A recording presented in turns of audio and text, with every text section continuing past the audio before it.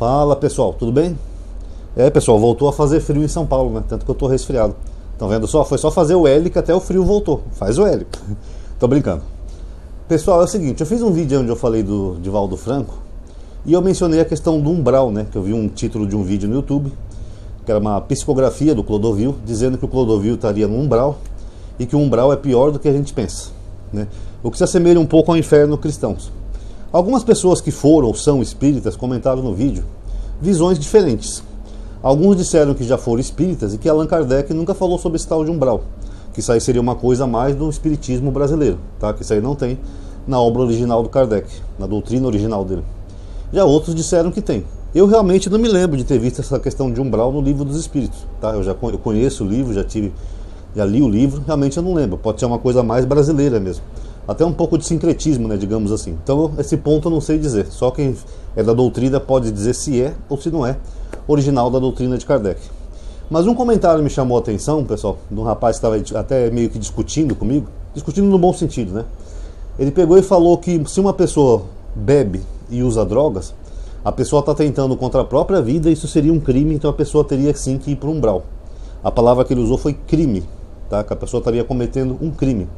Então essa pessoa teria que ir para um umbral para passar por algum tipo de punição pelo crime que a pessoa cometeu. Porque, como eu falei para vocês, os espíritas entendem que se você faz algo que abrevia a sua vida, nem que seja lentamente, você está cometendo um tipo de suicídio. Que não é muito diferente, por exemplo, você pular de uma ponte ou você beber até você morrer de cirrose, por exemplo. Só que a diferença é que na ponte você vai morrer na hora. Já beber vai levar mais um tempo, mas você vai acabar se matando do mesmo jeito. Esse é o entendimento geral que alguns espíritas têm. Eu até concordo em partes, né? Porque a pessoa realmente está abreviando o seu tempo de vida. Uma pessoa que poderia viver mais anos acaba falecendo antes, como por exemplo Raul Seixas morreu por causa da bebida, Antônio Marcos também, né? Grande cantor e compositor, morreu por causa da bebida, etc e tal. Só que a diferença, pessoal, que eu acho estranho nesse argumento espírita, como desse rapaz que falou que a pessoa teria que ir para um umbral como se fosse um tipo de punição, é que eu não vejo problemas de dependência química ou vício como um crime.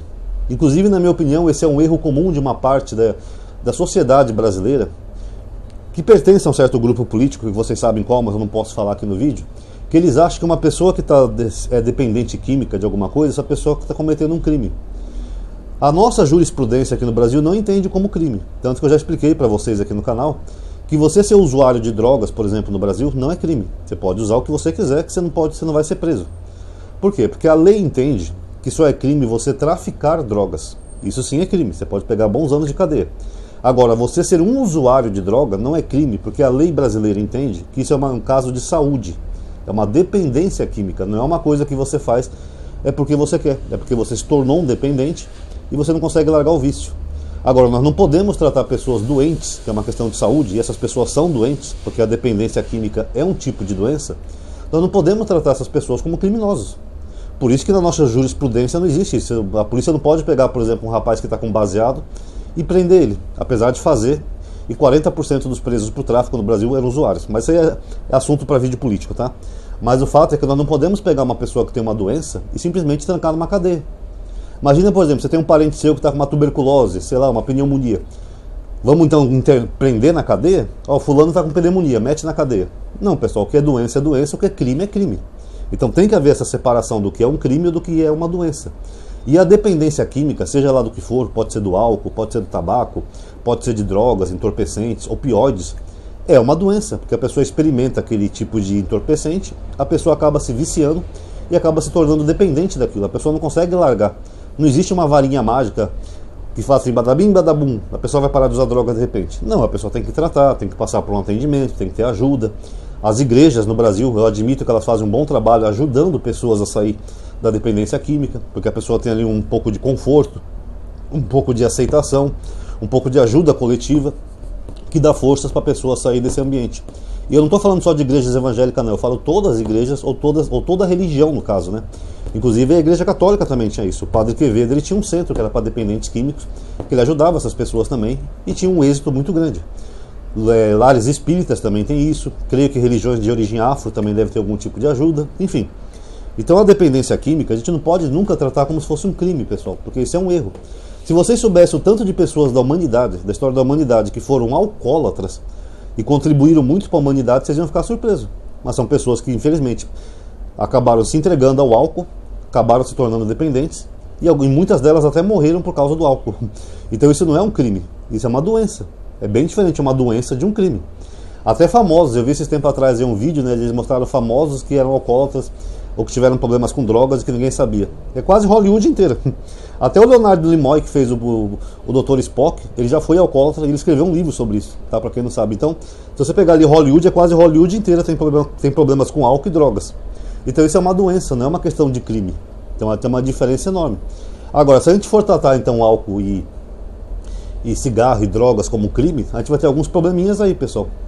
Por exemplo, se uma pessoa experimentar, mesmo sem querer, algum entorpecente, a pessoa se viciar. Isso já aconteceu. Segundo Freud, na biografia que eu li dele, ele tinha um amigo, que ele fez esse amigo dele experimentar opioides, que o Freud queria saber como é que a pessoa ia reagir. Ele queria analisar a função dos opioides sobre uma pessoa, para ver se era psicológico, tal, psiquiátrico, se tinha alguma diferença. E o amigo dele acabou ficando viciado em opioides. Você vê, o amigo dele estava fazendo um experimento para contribuir com a ciência e acabou se tornando um dependente. Então eu posso dizer que esse amigo do Freud é um criminoso? É justo mandar esse cara para o umbral? Sendo que ele era um cara até de família boa, de elite, de tudo, ele só fez um experimento para ajudar o amigo cientista dele. Então seria justo mandar ele para o umbral como se ele fosse um criminoso? Isso pode acontecer, por exemplo, na Bíblia, na epístola, se não me falha a memória, de Tito. Eu estou falando Tito porque essas epístolas pequenas de Paulo é difícil memorizar, tá? Mas Paulo recomenda a ele que ele tome um pouco de vinho por causa dos problemas do estômago. Segundo os teólogos cristãos, é porque a água naquela região de Tito era uma água que era um pouco contaminada, então podia causar problemas estomacais, a pessoa vomitava e tal. Então Paulo fala para ele, tome um pouco de vinho, porque o vinho pelo menos é puro, né? É a uva fermentada, o vinho não tem esse problema de contaminação, porque ele estava com problemas de estômago. Só que Paulo não continua a história. E se esse amigo dele, por ter experimentado o vinho, ou trocado a água pelo vinho, por causa do problema de estômago, acabou se tornando um dependente de vinho? Então esse Tito, então, ele teria que ir para um umbral, para algum tipo de inferno, porque ele acabou se tornando um alcoólatra? Na Bíblia nós temos também alcoólatras. Por exemplo, Noé. Noé plantou uma vinha, ficou bêbado e ficou peladão lá na tenda. Então Noé estava cometendo um crime? Meio curioso isso, né? E nós temos o próprio Jesus, que eu já provei aqui em vídeo. Provei que Jesus era um beberrão, sim, porque ele faz um contraponto com João Batista. Ele fala, veio João Batista que não come e não bebe, e dizeis, é um endemoniado. Veio o Filho do Homem que come e bebe. Então se João não comia e não bebia, e Jesus comia e bebia, é óbvio que ele está falando de bebida alcoólica, porque não tem como João Batista viver sem beber nada, sem beber água. É claro que ele estava falando que João Batista não bebia bebida alcoólica, e Jesus sim. Aí ele fala, e dizeis, eis aí um comilão e beberrão, mas seus atos são justificados pelas suas obras, não sei o quê. Então Jesus mesmo está admitindo que ele era um beberrão. Tanto que tem historiadores, né, que eu já vi uma vez no History Channel, que ele estava especulando que Jesus, supostamente, se ele foi crucificado, como diz a Bíblia, o corpo dele poderia ter caído da cruz, ou escorregado, ou feito muita pressão, porque ele deveria ser um homem gordo, porque ele era comilão e beberrão. Aí eu pergunto, já que os espíritas também aceitam Jesus, né, e seguem a doutrina de Jesus, né, tem até o Evangelho segundo o Espiritismo, então Jesus teria ido para o umbral? Porque Jesus, segundo ele mesmo, eu posso até pôr um vídeo aqui se vocês quiserem, eu faço outro se quiserem, não tem problema também. Eu mostro para vocês que Jesus bebia e muito, tá? Até nas bodas de Canaã, que estava todo mundo já embriagado, ele vai lá e ainda faz água em vinho para todo mundo beber. Lembrando que eu estou falando do personagem do livro, tá? Independente de se existiu ou não. Então, Jesus era um beberrão. Será que Jesus também teve que ir para um certo umbral? Aqueles 3 dias que ele demorou para ressuscitar, será que ele estava lá no umbral, sendo purificado e tirando os seus pecados, tirando seu vício em álcool? Meio complicado, né, pessoal? Porque, segundo a Bíblia, o próprio Jesus foi um beberrão. Então eu pergunto, se isso é um crime, Jesus cometeu um crime ao beber demais? Aí como é que fica a doutrina espírita nesse ponto? Ou pelo menos os espíritas que defendem isso, né? De que o umbral e que a pessoa que tem um vício deveria pagar por um suposto crime, desse tal de umbral. Como é que fica então na visão espírita? E é uma pergunta honesta que eu faço. A questão de Jesus então. Porque Jesus comia e bebia, como ele mesmo disse, e era chamado de beberrão, inclusive. Então Jesus, será que ele teve que ir para o umbral? Ou ele tem um passe VIP para o céu porque ele é o filho do dono? Não, eu sou filho do dono, eu posso entrar aqui mesmo assim. Chama meu pai lá, fulano. Não, pessoal, aí não dá, né? Aí é querer forçar demais, né? Ou então ignorar o que a Bíblia diz. Então aí entra numa grande contradição. Tá? E para finalizar o vídeo, pessoal, eu não tenho nada contra a doutrina espírita, respeito quem segue, tá? Não estou fazendo esse vídeo para atacar os espíritas, mas na minha visão, Ronaldo, na minha opinião, até porque eu tenho o direito de tê-la, Eu acho muito cruel, como eu disse no outro vídeo, essa visão de achar que uma pessoa vai morrer e ainda vai ter que sofrer depois de morrer. Sabe, é meio estranho isso, é que nem o inferno cristão. Quer dizer, não basta a nossa vida aqui ser difícil, ser dura, ter tantos problemas, né, que a gente tem na vida. Eu que o diga, né, só esse mês eu tive uns 500 problemas. Até minha geladeira quebrou esse mês, eu tive que arrumar dinheiro para consertar minha geladeira. Tive que trocar o chuveiro, tudo esse mês. Um monte de coisa que eu tive que fazer esse mês. Estou até no vermelho já. Se alguém quiser colaborar, inclusive, comigo, ó, tem Pix aí na descrição, tá? Porque esse mês foi uma tragédia para mim financeiramente. Então a vida já é tão difícil, pessoal. E a morte, que seria o fim de tudo, a gente vai ter que sofrer depois da morte? Vocês não acham um pouco cruel demais isso? Independente de quem seja o ser humano? Eu, na minha opinião particular, Ronaldo, eu acho muito cruel acreditar nessa ideia. E é até engraçado, eu acho até irônico, né? Porque a doutrina espírita, com todo respeito aos espíritas, eu sempre vi a doutrina espírita como uma doutrina de conforto para as pessoas. Porque quando alguém perde um ente querido é difícil, você sofre muito a perda de alguém. Inclusive eu conheci um rapaz uma vez no posto de saúde que ele virou alcoólatra porque a mãe dele faleceu, que ele gostava muito da mãe. Ele também cometeu um crime? Mas enfim, a doutrina espírita ela servia de conforto. Quando alguém falecia, a pessoa falava assim: não, fulano, essa pessoa só viajou. Ele está lá no mundo espiritual, está no nosso lar, está lá reencontrando os entes queridos dele. Eu vi esse lado bom da doutrina espírita, de servir como um conforto para as pessoas que perdem seus entes queridos. Agora, a partir do momento que colocam esse umbral... Parece que está passando um navio aqui. E nem tem mar aqui. Mas enfim, a partir do momento que coloca essa questão de umbral, que nesse vídeo que eu falei para vocês, não, o umbral é pior do que parece. Você mata todo aquele conforto que você poderia dar para a pessoa. Porque a pessoa vai pensar que o seu ente querido, além de ter partido, ainda vai estar sofrendo em algum lugar. Ah, eu perdi meu pai. Não se preocupa. Ah, ele está no mundo melhor? Não, ele está no umbral sofrendo, pagando os pecados dele. Mas um dia ele sai de lá, não esquenta a cabeça não. Para mim é uma contradição, porque mata todo aquele conforto que a doutrina espírita até então dava para as pessoas. Que a pessoa poderia até sim ser, vamos dizer assim, ter a consciência pesada pelos erros que fez, ter que estudar para aprender, ter que reencarnar para pagar pelos pecados que fez. Aliás, esse umbral contradiz até a reencarnação. Porque se a pessoa tem que passar por um tipo de umbral, que é um lugar de punição, para que a pessoa vai reencarnar? Ela já não cumpriu a pena no umbral? Vocês estão entendendo? Porque a doutrina espírita que eu conheço, kardecista, entendia que uma pessoa que fez muita maldade, como por exemplo um Hitler, essa pessoa ia ter que reencarnar de uma forma horrível, numa condição horrível para pagar pelo que ela fez na vida passada. Então, por exemplo, o Hitler ia ter que passar umas 50 reencarnações em lugares horríveis, tipo numa favela bem pobre mesmo, para poder pagar por tudo o mal que ele fez. Agora, se tem um umbral, para que ele vai ter que reencarnar? Vocês estão entendendo? Teve até um rapaz que comentou, acho que foi em tom de brincadeira, né, que Hitler estaria em Plutão. Tem livro espírita que fala isso, pessoal. Que Hitler estaria em Plutão. Sendo que o espiritismo fala que se a ciência contradizer o espiritismo, você tem que ficar com a ciência.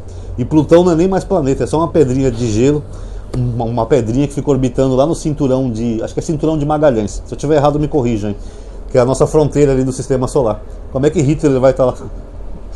Mas enfim, resumindo, para mim o umbral contradiz o conforto espírita e contradiz a própria doutrina da reencarnação. Porque você não pode ter duas punições por um crime. Inclusive a nossa jurisprudência diz isso. Se você cometeu um crime, você não pode ter duas penas diferentes.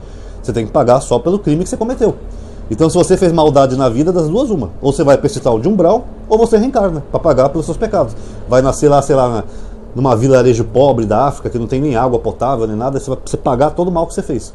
É o que dizia a doutrina. Agora, se tem um umbral, para que isso? Vocês notaram que tem uma contradição aí? Então, com todo respeito aos amigos espíritas, reflitam sobre isso, tá? E quiserem responder honestamente, responda a questão do vídeo.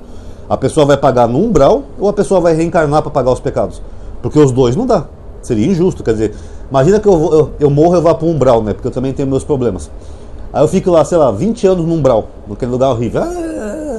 Aí depois eu saio, poxa, finalmente eu cumpri minha pena. Agora eu vou ser uma pessoa de bem, não vou fazer mais mal, vou tentar estudar e evoluir. Não, Ronaldo, você ainda tem que reencarnar. Mas por quê? Para pagar pelo mal que você fez. Mas eu não estava no umbral? Não, mas a reencarnação é para isso, para você se evoluir, se purificar e pagar pelos seus pecados. Então por que eu fiquei no umbral? Vocês conseguem entender a contradição, pessoal? Então esse é o meu ponto, tá bom? Então tá aí, galerinha, quem gostou do vídeo já sabe, dá um like aí por gentileza, se inscreve, ativa o sininho, compartilha o vídeo nos grupos e nas redes sociais para as pessoas verem, tá bom? Comente também que sua opinião é importante, principalmente quem é ou foi espírita, o que vocês acham disso daí. E muito obrigado a todos que assistiram. Paz a todos.